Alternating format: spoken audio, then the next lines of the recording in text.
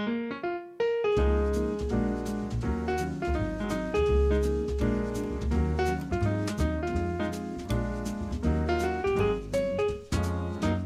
I'm Jim Gould from Cotuit, and I'm a retired professor of history and international relations. And I retired here 25 years ago and have been recording Cotuit history ever since 1968 or so. I've been writing things about local history because whenever I get to a place, I want to know the history of the building. How did it get here? And what are all these people that lived in this building and worked in this building or in this site? So I've tried to find out as much history as I can wherever I am. My favorite is one I've just discovered. I wrote up the history about the Battle of 1812. In 1812, there was supposed to be a battle down out here in Lewis Bay. And they brought a cannon over from Centerville and fired grape shot at the British ship. And the British ship had already fired a cannonball through its rigging. And that story I've been telling for years and years because I came from a historian, a good, solid historian like I am.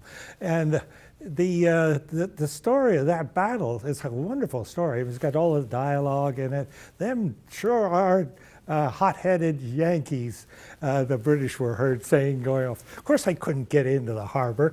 And I never thought of that until the other day I called up the historian's daughter and said, "Oh, which Captain Burst was this? There's a dozen Captain Burses, and which one was this?" She said, "You look at page 2. He says that he made these things up." So it's all that story of the Battle of 1812 I've been telling for a long time is not true at all. What really did happen, though, was that a British privateer that was a legal pirate did chase a Centerville shipmaster. It was coming up from Savannah with a load of cotton, and the load of cotton got, so he drove him ashore, so he figured he could save the cotton if he went ashore at Hyannisport. And that actually did happen, and he got the cargo of cotton off. And so that's part of how that story got built up. But that's the true story of the War of 1812. Believe it or not, for 375 years, there's nobody who's ever written or even spoken about all of the Barnstable women. Well, they know Mercy Otis Warren and individuals like this, but nobody's ever done all of them. So I'm going to do a talk on this. But one of my favorites is Helen McClellan. Did you know Helen? Yeah. Helen McClellan was the realtor for Cape Cod.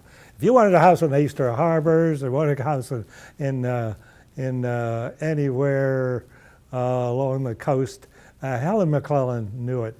Helen was a very large and dominant woman, but among her achievements, I think she started the first radio station on Cape Cod. I've got to do the research on that, so don't take that for granted. But I had heard that, and she may have told me that herself. She started the drugstore in Osterville and so on, but she was a wonderful, wonderful woman.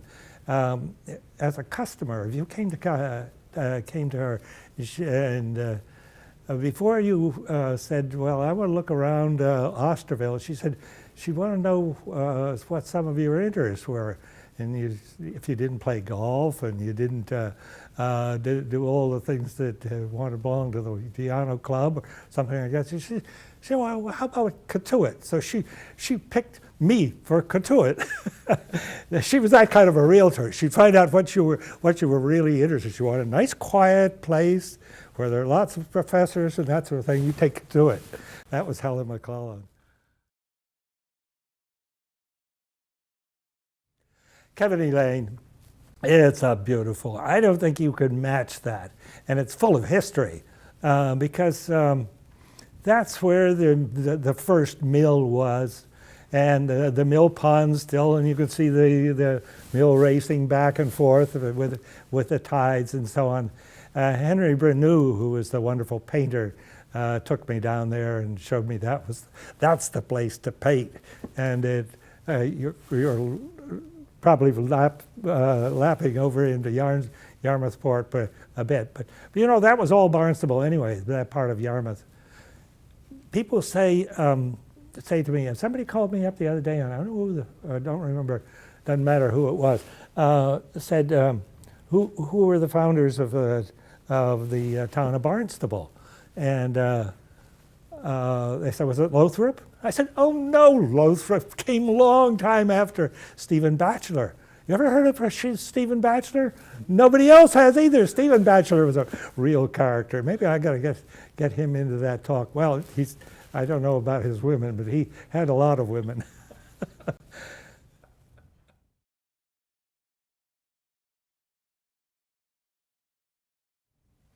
The real strengths of Barnstable are the sea. That's why people came here in the first place, to Hyannis, or to really, and it's our connection with the sea. It's got a wonderful maritime history, and it still goes on. There's all kinds of things going on out there. It's a great maritime center. I think this is what we breathe and we swim in and we enjoy is the maritime side of Barnstable. I once taught a course about the future, and we came to the conclusion you can't predict this future because you'll be wrong. There is no way about that.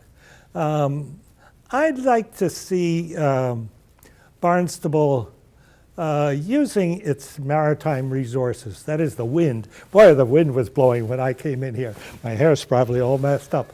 But I think our future lies out there in the Sound with those wind farms. We'll set the example for America, all of America. They'll build them up and down New Jersey and Maryland and all there, and they say, well, it started in Cape Cod. At Barnstable? Yeah, Barnstable. I've been all over Europe and places, and they have these windmills there. You go to Quebec and along the St. Lawrence River, you see these beautiful windmills.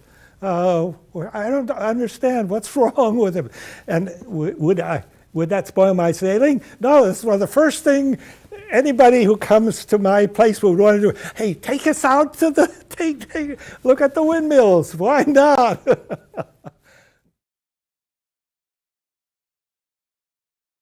One of them owns the Coop in Cotuit, and he's very active on one of the committees for the town. Yeah, he's very active. This is Steve Gould. Yeah, he's been here for a long time. He has two young boys, and one of them is very active here in the town. He works for a tree surgeon, and he climbs trees and does all kinds of things. Yeah, so they're both graduates of schools here in Barnstable, and yeah, I think young people like my grandson are going to find a great future here.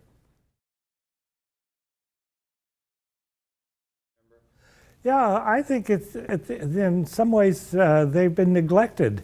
When I started doing the research about where these monuments came from, nobody knew anything about these guys, and some of them have wonderful heroic stories of what they did.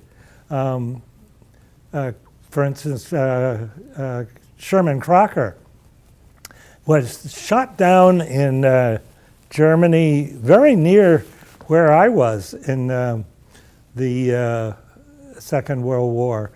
We were on the lines facing the Rhine, and he was evidently trying to take out the bridges that were going over the Rhine River, which we had to cross, capture eventually.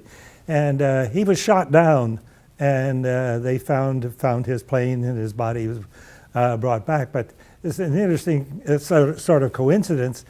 Also, the coincidence, his grandmother had come from a town right near where he was killed. I don't know whether that got into this story before, but these funny little kind of coincidences about how your life overlaps with some of these veterans.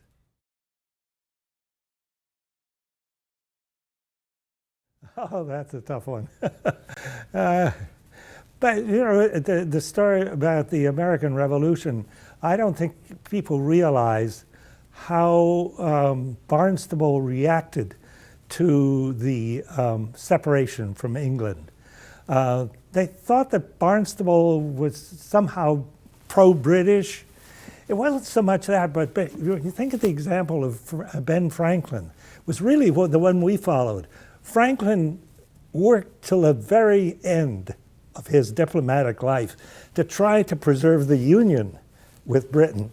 It wasn't that he was pro-British or Tory or anything like that. And people still are very upset about the fact that Barnstable did not vote for independence right away. We're enthusiastic. We were very much opposed.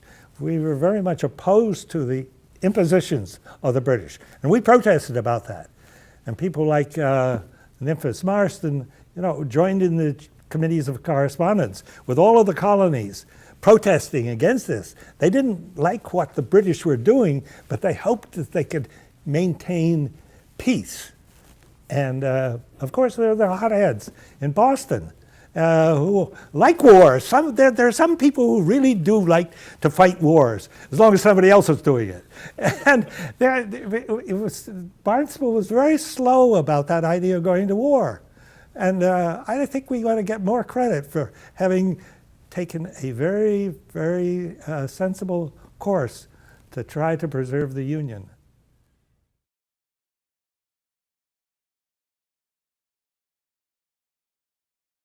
Some of these houses were built by great architects, and we don't know that. Somebody comes in for a demolition protest request, and you have no idea what the building is, who built the thing, or who the people were that commissioned the thing.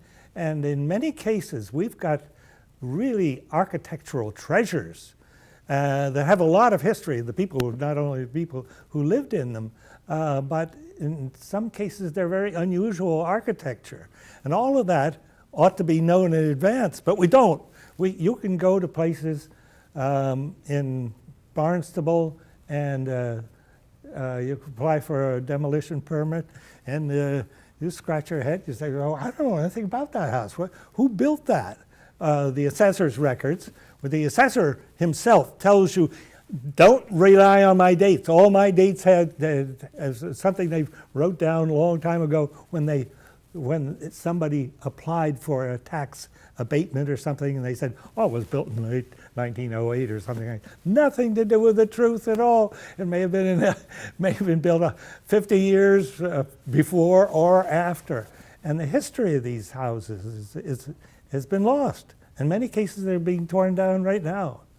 And the only way to preserve those is to write up the history. And I've done, I don't know, I'd say 100, but that's probably an understatement. I've done more than that. Mostly in Osterville and Cotuit and Marston's Mills, but there are a lot of others in the other villages. I've been trying to work in Hyannisport, get some people interested in, because there's some wonderful historic houses there. Not only the Kennedy compound, but the people who are often millionaires from other towns, Pittsburgh and Cleveland and so on, who had wonderful architects to build these houses. And they're going to be torn down because we don't know anything about them.